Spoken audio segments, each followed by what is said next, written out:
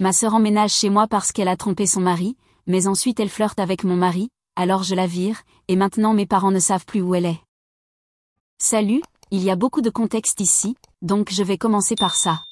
Je suis une femme de 25 ans et j'ai une sœur, Becky, qui a 24 ans. Nous étions très proches en grandissant, mais quelque chose a mal tourné quand elle est devenue adolescente.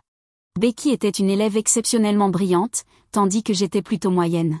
Donc, en 4e, elle a reçu une bourse pour une école réputée destinée aux enfants surdoués, et elle voulait l'accepter. Le seul problème, c'était que le lycée était très éloigné de la ville, et le trajet lui prendrait plus d'1 heure chaque jour. Nous aurions pu la laisser vivre sur le campus, mais Becky n'aimait pas cette idée. Après beaucoup de discussions, nos parents ont décidé qu'elle pourrait vivre chez notre tante, la sœur de notre père. Ma tante n'avait jamais eu d'enfant et n'avait jamais été mariée, donc notre père était un peu inquiet de confier Becky à sa responsabilité, car il n'était pas sûr qu'elle puisse gérer. Mais ma tante s'est portée volontaire pour accueillir Becky afin qu'elle puisse aller dans l'école qu'elle voulait sans compromettre son avenir.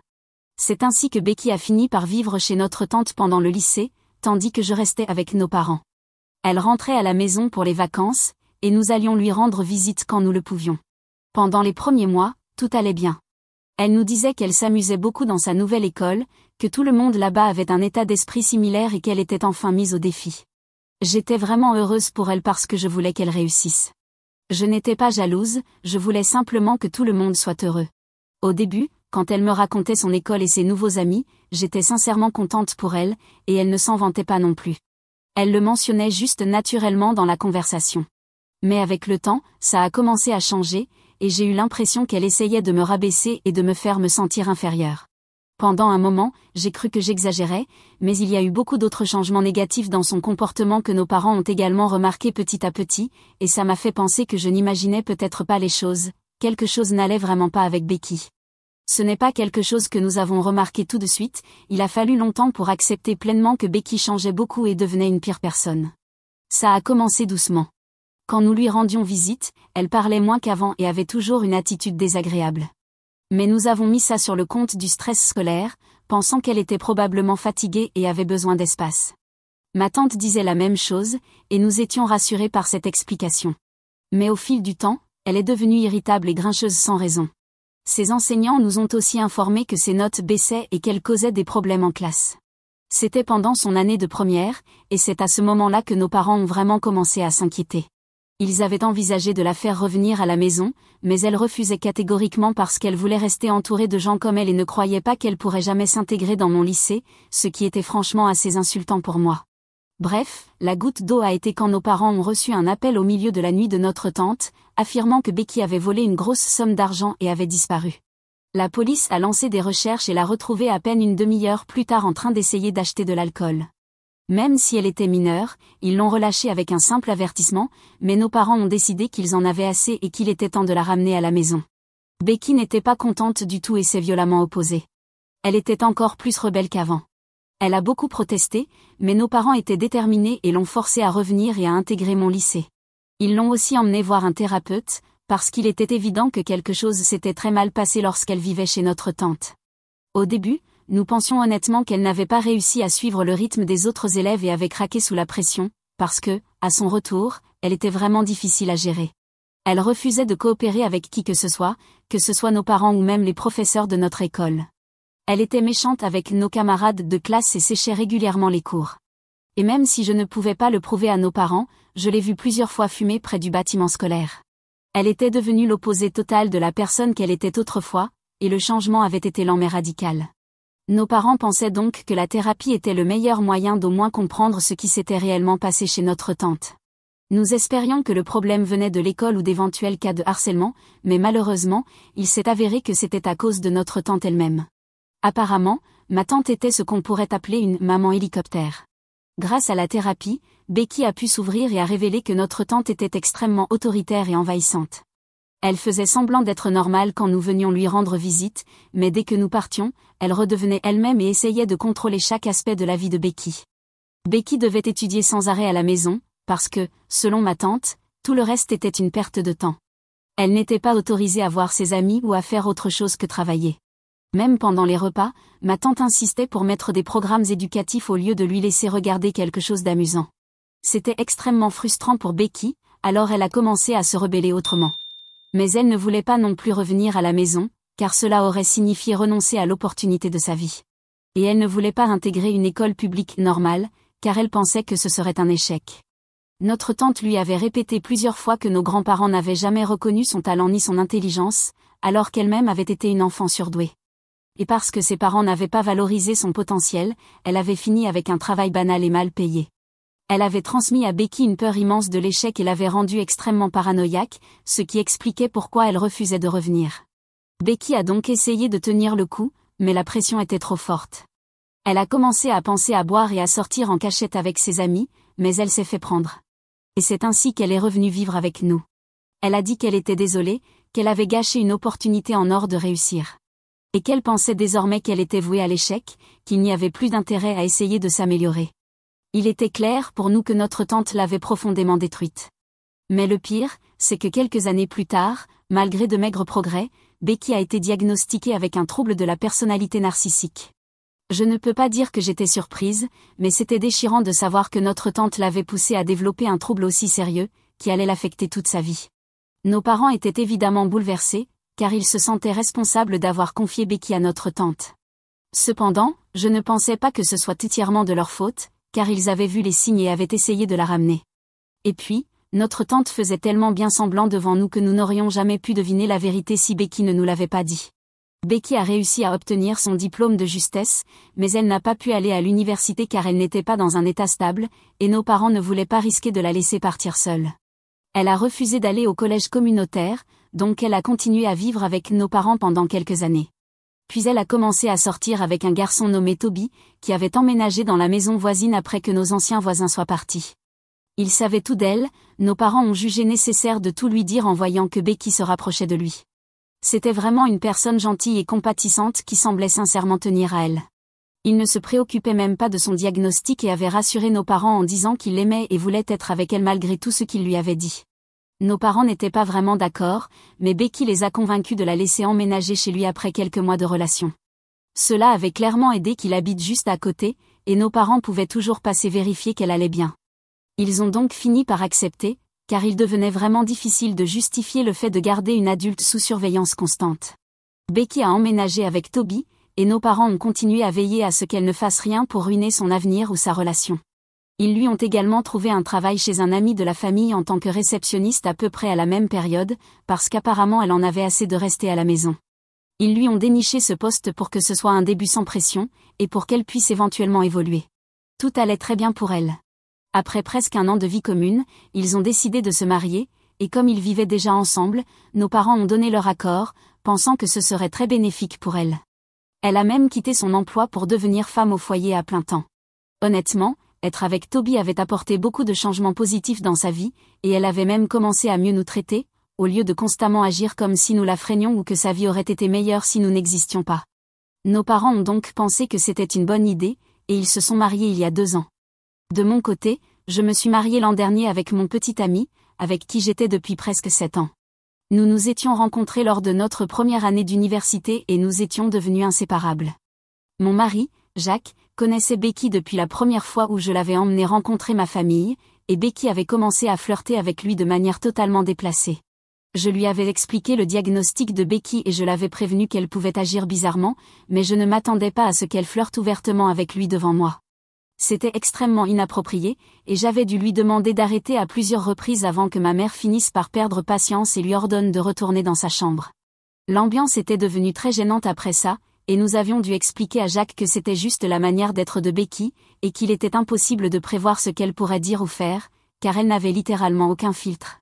Elle disait souvent des choses volontairement pour attirer l'attention, et essayer de flirter avec mon petit ami était clairement une manière de le faire. Mais c'était leur première interaction, et après cela, Jacques l'a tout simplement ignorée, ce qui l'a rapidement lassée.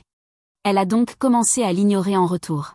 Ils ne s'entendaient donc pas, et je ne pensais pas que ce soit nécessaire qu'il le fasse, alors j'avais laissé les choses comme elles étaient.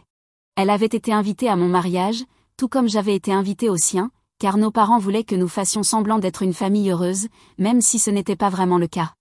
À l'époque, elle semblait totalement amoureuse de Toby, et une fois qu'ils étaient ensemble, elle était devenue plus agréable avec tout le monde, donc je n'avais pas vu de mal à essayer de reconstruire une relation familiale. Nous avions commencé à organiser des dîners de famille mensuels, et nous faisions réellement des efforts pour réparer nos relations et être un peu moins dysfonctionnels. Et cela marchait vraiment, car nous avions fait beaucoup de progrès ces dernières années, et on aurait presque pu nous qualifier de famille heureuse à ce moment-là. Mais évidemment, c'était trop beau pour durer, car nous avons découvert récemment que Becky trompait Toby depuis plus d'1 an. Nous avons tous été sincèrement choqués, car nous avions toujours cru que Toby et Becky s'aimaient profondément, et pourtant, elle avait eu une liaison avec l'un de ses collègues. Cela a été un énorme scandale dans la famille, et Toby a immédiatement demandé le divorce lorsqu'il l'a découvert. Il l'a appris par accident, Becky avait laissé son téléphone déverrouillé près de lui et était sortie de la pièce, et c'est précisément à ce moment-là que son amant a décidé de lui envoyer un message. C'était presque comme si elle ne cherchait même plus à cacher son infidélité. Elle s'était probablement relâchée après avoir réussi à le tromper aussi longtemps sans se faire prendre. Bref, il n'y avait aucun moyen de le convaincre de la reprendre, et franchement, je ne le blâme pas, qui voudrait reprendre quelqu'un après une telle trahison. Après un processus de divorce assez long, il a été décidé qu'ils vendraient tous leurs biens communs, y compris la maison. Toby a donc vendu la maison et a partagé l'argent avec Becky. Becky est retournée vivre chez nos parents après le divorce, mais elle ne cessait de se plaindre qu'il la faisait se sentir comme une ratée parce qu'elle vivait encore chez eux après un échec matrimonial. Elle aurait très bien pu louer un appartement et vivre seule, mais nos parents avaient peur qu'elle ne fasse une bêtise si elle se retrouvait seule. Ils m'ont donc presque supplié de la prendre chez moi pour qu'elle puisse se reconstruire. Au bout d'un moment, fatiguée de dire non, j'ai fini par accepter. Honnêtement, j'avais pitié d'elle, car chaque fois que je venais chez nos parents, elle errait comme un fantôme de son ancien moi, et c'était assez pathétique à voir. Je pense que n'importe qui à ma place aurait fini par céder, parce qu'au bout du compte, elle restait ma sœur, et je pensais devoir certaines choses à ma famille. C'est du moins ce que je croyais, avant qu'elle décide de me trahir malgré tout.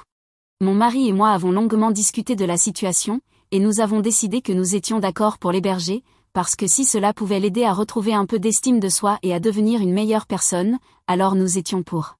Elle a donc emménagé chez nous il y a quelques jours, et elle a réussi à tout gâcher en moins d'1 semaine.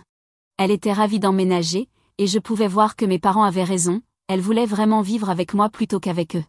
C'était un peu étrange parce que nous nous étions éloignés l'une de l'autre depuis ces années chez notre tante. C'était agréable de voir qu'elle semblait vouloir renouer avec moi, et j'ai même cru que nous pourrions reconstruire notre relation. Je me suis trompée, évidemment, et je n'aurais jamais dû la laisser entrer. Je l'ai fait pour mes parents, et un peu pour elle, parce que nous savions tous qu'elle allait mal, et je voulais essayer de réparer un peu notre famille. Appelez ça un complexe du sauveur, mais je voulais juste être utile. Le jour de son arrivée, tout s'est très bien passé. Nous lui avons installé la chambre d'amis, et elle s'y est tout de suite sentie chez elle. Elle était joyeuse et pleine de vie ce jour-là, et c'était la première fois que je la voyais aussi heureuse depuis le divorce. De mon côté, j'étais vraiment contente d'avoir pu aider. Mais les choses ont changé dès le lendemain. Elle a commencé à critiquer des détails insignifiants comme la décoration de la maison et la couleur de la peinture sur les murs. C'était ridicule, mais je n'ai rien dit, car cela me semblait trop trivial pour en faire toute une histoire. Le coup de grâce est arrivé lors du dîner, elle a ouvertement flirté avec mon mari. Je ne plaisante pas, c'était un flirt manifeste, sans même se soucier du fait que j'étais assise juste en face. Elle posait des questions bizarres et lui lançait des regards langoureux pendant tout le repas. Mon mari était extrêmement mal à l'aise, tout comme moi. À plusieurs reprises, elle a effleuré volontairement sa main alors qu'il n'y avait aucune raison de le faire. J'étais totalement sidérée, et mon mari et moi avons quitté la table immédiatement, sans même finir notre repas. Nous sommes montés dans notre chambre et avons immédiatement décidé qu'elle devait partir. Je n'allais pas permettre que Becky vive sous mon toit et flirte avec mon mari. C'était hors de question, et elle allait devoir retourner vivre chez nos parents. Si cela affectait sa santé mentale, tant pis, ce n'était plus mon problème. Elle n'était pas mon enfant. J'avais essayé de faire une bonne action en accueillant une personne aussi instable, mais il est évident qu'on ne peut pas sauver quelqu'un qui refuse de changer. J'aurais dû le savoir, mais une partie de moi voulait encore croire qu'elle pouvait s'en sortir. Après notre discussion, j'ai appelé nos parents pour leur raconter ce qui s'était passé. Je m'attendais à ce qu'ils soient aussi indignés que moi et exigent son retour immédiat. Un 3e retour chez eux serait dévastateur pour elle redeviendrait déprimée et pleine d'amertume. Mais ce n'est pas ce qu'ils ont dit. Ils m'ont dit que soit j'acceptais de continuer à l'héberger, soit je devais lui laisser ma maison et aller vivre ailleurs. Je n'en revenais pas. Leur dire de lui donner la maison ? Ce n'est pas comme ça que ça fonctionne. On ne peut pas simplement laisser les gens s'approprier des choses qui ne leur appartiennent pas, que ce soit des maris ou des maisons. Bref, j'ai dit à mes parents qu'ils étaient ridicules et qu'ils devaient reprendre Becky. Mais mes parents ont dit que j'exagérais, que ce n'était pas si grave, et que si je faisais confiance à mon mari, je n'avais aucune raison de m'inquiéter. Quant à ma sœur, elle traversait une période très difficile et je devais, selon eux, passer outre ses comportements étranges et la garder près de moi, parce qu'en tant que famille, je leur devais de l'aide. C'est là que j'ai crié, leur disant que je ne leur devais absolument rien, parce que Becky est leur fille, pas la mienne, et que c'est leur responsabilité de s'occuper d'elle. Avant, je croyais avoir une dette envers eux, c'est pour ça que je l'avais accueillie chez moi, mais maintenant que tout a mal tourné, je n'allais plus me forcer. Ça n'a tout simplement aucun sens. On s'est disputé pendant quelques minutes, après quoi ils m'ont dit que j'avais le choix, soit trouver un nouveau logement, soit tolérer ma sœur, car elle ne pouvait pas déménager encore une fois simplement parce que j'étais soi-disant insécure. Puis ils ont raccroché sans me laisser répondre. Mon mari et moi étions vraiment bouleversés, car c'était d'une arrogance incroyable, et je n'arrivais pas à croire qu'ils pensaient vraiment que cela allait fonctionner. On est retourné dans le salon où se trouvait Becky pour lui dire que son comportement était extrêmement inapproprié et qu'on ne se sentait plus à l'aise de l'avoir sous notre toit. Sa réaction a été complètement folle, elle s'est mise à hurler, m'accusant d'avoir toujours été jalouse d'elle. Elle a dit que la seule raison pour laquelle elle avait voulu venir vivre chez nous, c'était pour se rapprocher de mon mari et non de moi. Apparemment, elle avait interprété certains regards de sa part lors de nos visites, pendant et après son divorce, et croyait qu'il voulait se déclarer, mais que j'étais la seule chose qui l'en empêchait. Elle avait donc décidé d'emménager chez nous pour lui faciliter la tâche. Mon mari et moi étions véritablement choqués d'entendre ça, tellement c'était insensé. Quelques secondes plus tard, mon mari lui a dit de partir immédiatement et de ne jamais revenir. Là, elle a semblé surprise, visiblement elle ne s'attendait pas à ça. Elle a tenté de garder la face, affirmant qu'elle savait ce qu'elle avait vu, et que mon mari essayait simplement de dissimuler ses sentiments pour ne pas gâcher notre mariage. J'ai perdu mon sang-froid et je lui ai crié de sortir. Elle a hurlé en retour qu'elle allait de toute façon partir, car elle n'avait aucune envie de vivre avec des « losers ». Elle a rapidement fait ses valises et est partie. Nous ignorions où elle était allée, et ce soir-là, nous avons juste voulu retrouver un peu de calme, alors nous sommes allés nous coucher. Malheureusement, mes parents n'ont pas réussi à la retrouver, car elle ne répondait ni aux appels ni aux messages, et elle n'était pas retournée chez eux. En résumé, personne ne savait où elle était. Finalement, mes parents m'ont accusé d'être responsable de tout ce qui était arrivé. Ce qui est totalement injuste. Même si, au fond, je ressens un petit peu de culpabilité, on aurait dû vérifier où elle comptait aller avant de la laisser partir. Alors, est-ce que j'ai eu tort de mettre ma sœur narcissique à la porte? Mise à jour 1. Quelques jours ont passé depuis mon message ici, et je voulais vous informer, on l'a retrouvée. Becky était chez une amie qui vit un peu à l'extérieur de la ville, ce qui explique pourquoi on n'arrivait pas à la localiser. Mais elle va bien, toujours aussi délirante et égocentrique qu'avant. Quand mes parents l'ont retrouvée, elle a refusé de rentrer chez eux, affirmant qu'elle était « trop bien » pour vivre avec sa famille et qu'elle voulait son propre logement. Elle disait être fatiguée de dépendre des autres, d'abord de Toby, puis de nos parents, et qu'elle voulait maintenant avoir son indépendance. Et devinez quoi? Mes parents ont accepté. Évidemment, je n'ai reçu aucune excuse, ni pour moi ni pour mon mari. Mes parents m'ont simplement envoyé un message disant que je devrais être reconnaissante que rien de grave ne soit arrivé à Becky. Ils m'ont aussi précisé qu'ils allaient lui acheter un appartement au plus vite pour qu'elle puisse commencer une nouvelle vie et économiser son propre argent. Je ne sais pas pourquoi ils ont cru bon de m'informer de ce détail, mais bon, au moins je suis fixée. Maintenant je sais très clairement où je me situe dans leur échelle de priorité, mon bonheur n'a aucune importance pour eux. Mise à jour 2. C'est fait. Ils lui ont acheté un appartement. Cette fois, au moins, ils n'ont pas eu l'audace de me prévenir par message. J'ai appris la nouvelle par plusieurs amis communs, car Becky n'arrêtait pas de publier des photos et des messages sur ses réseaux sociaux. Après que je l'ai mise dehors, elle nous a bloqués partout, probablement par honte de tout ce qui s'est passé. Peu importe, cela ne me touche plus du tout. J'ai essayé d'être gentille avec elle et ça m'a explosé au visage. Maintenant, c'est terminé. Je ne veux plus jamais avoir affaire à elle. Elle ne mérite ni mon temps ni mon énergie. Mes parents et moi ne nous sommes toujours pas parlé. Je suppose qu'ils pensent toujours que je suis responsable de la disparition temporaire de Becky, même si, au final, il ne lui est rien arrivé et qu'elle a obtenu exactement ce qu'elle voulait. Franchement, je devrais plutôt être heureuse de l'avoir mise dehors, puisque c'est ce qui lui a permis d'avoir son nouvel appartement. De toute façon, mon mari et moi allons très bien, et aujourd'hui, il est mon unique famille. Mise à jour 3. Un mois s'est écoulé depuis que Becky est venue chez nous, a dragué mon mari et s'est fait expulser de chez moi. Depuis, Comme tout le monde le sait, mes parents lui ont acheté un appartement pour qu'elle puisse vivre seule sans toucher à son argent issu du divorce. C'est fou de voir tout ce temps passer et pourtant, rien n'a changé, ni Becky ni mes parents ne se sont excusés. J'ai arrêté d'espérer des excuses. Certaines personnes sont tout simplement trop égoïstes pour penser à autre chose qu'à elles-mêmes. J'aurais dû savoir dès le départ que Becky était vraiment narcissique. Je devrais probablement retourner en thérapie, mais je ne vais pas le lui dire, car elle ne fait plus partie de ma famille. Mon mari et moi avons tourné la page et sommes heureux, et c'est tout ce qui compte pour moi. Voilà pour ma mise à jour. Mise à jour 4. Plusieurs mois se sont écoulés depuis le dernier incident avec Becky, et les choses ont été relativement calmes. Cependant, mes parents m'ont récemment recontacté, ce qui a déclenché une nouvelle dispute. J'ai reçu un appel inattendu de ma mère, qui a commencé à me parler de combien ils regrettaient notre relation distante et de leur désir de tout arranger. Même si j'étais surprise de son appel, j'ai décidé d'écouter ce qu'elle avait à dire. Mais très vite, la conversation est devenue un jeu de reproches pour savoir qui était responsable des problèmes familiaux. Mes parents n'ont cessé de répéter que j'avais été trop dure avec Becky et que je devrais lui pardonner et essayer de renouer avec elle. Ils ont minimisé la gravité de ces actes et m'ont demandé de reconsidérer ma position.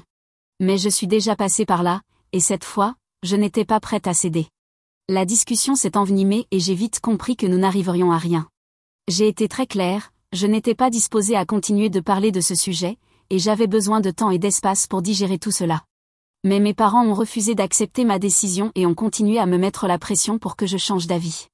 C'est à ce moment-là que j'ai pris une décision difficile, mais nécessaire. Je leur ai dit que s'ils ne pouvaient pas respecter mes limites et mes choix, je ne voulais plus avoir de contact avec eux. Après une dernière dispute très houleuse, j'ai mis fin à l'appel et je les ai bloqués partout, sur les réseaux sociaux et sur leur numéro de téléphone. Même si cela m'a fait mal de prendre cette décision, j'ai ressenti un profond soulagement d'être enfin libérée de leur pression constante et de leur manipulation. Mon mari a été entièrement d'accord avec moi et m'a soutenue, et je suis vraiment reconnaissante de l'avoir à mes côtés. Quant à Becky, d'après ce que m'ont rapporté des amis communs, elle continue de vivre de manière chaotique, passant d'une situation instable à une autre. Il semble qu'elle lutte toujours contre ses propres démons intérieurs. Même si j'éprouve de la tristesse pour elle, je sais que je ne peux plus laisser son comportement toxique empoisonner ma vie. J'ai aussi vu beaucoup de commentaires me demandant des nouvelles de ma tante. Il n'y a pas grand-chose à dire, quand nous avons découvert toute la vérité, nous avons simplement coupé les ponts avec elle. Au moins, mes parents auront fait une bonne chose dans toute cette histoire. En résumé, même si couper les liens avec mes parents a été une décision difficile, je sais que c'était la bonne pour préserver ma santé mentale. Aujourd'hui, je me concentre sur la construction d'une vie heureuse et saine avec mon mari, en laissant derrière moi tout le drame et les tensions familiales. D'autant plus que nous envisageons d'avoir un bébé, et si cela se concrétise, nous ne voulons surtout pas que des personnes aussi instables gravitent autour de lui, surtout une tante aussi dérangée.